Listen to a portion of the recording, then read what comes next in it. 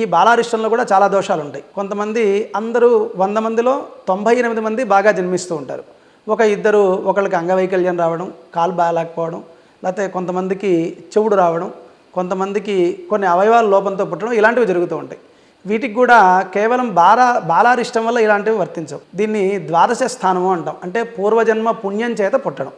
అటువంటి పూర్వజన్మ పుణ్యస్థానంలో బాగాలేకపోతే కొంతమంది గుడ్డివాళ్ళుగా అలా అంగవైకల్యంతో పుట్టడం, అలాంటి వాటికి కూడా కొంత దోష పరిహారం చేసుకొని వాటిని కూడా నివారించవచ్చు. ఇది బాలారిష్ట శాంతి అంటాం. అంటే అలాంటి పిల్లలు ఉన్నా కూడా కొంతమందికి పుట్టుకతో కళ్ళు లేనటువంటి వాళ్ళు బాలారిష్ట పరిహారం చేసుకొని తర్వాత వారు కొంత అంగవైకల్యత నుంచి విముక్తి పొందిన వాళ్ళు కూడా చాలామంది ఉన్నారు. సహజంగా అంగవైకల్యం అంటాం బాలారిష్టంలో ప్రధానమైనటువంటిది. మరి బాలారిష్టం ఉన్న వాళ్ళందరికీ కూడా అంగవైకల్యం ఉంటుందా అంటే ఉండదు. కేవలం కొన్ని అనారోగ్య సమస్యలు మాత్రమే ఉంటాయి. ఏ గ్రహం అయితే బాగలేదో మనకు సహజంగా శాస్త్రంలో చెప్పిన విధంగా ఒక్కో గ్రహం బాగలేకపోతే ఒక్కొక్క అవయవ లోపం జరుగుతూ ఉంటుంది.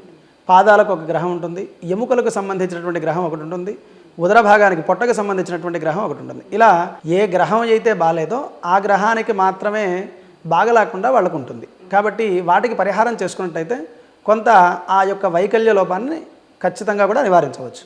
కాబట్టి దీన్ని బాలారిష్ట శాంతి అంటాం.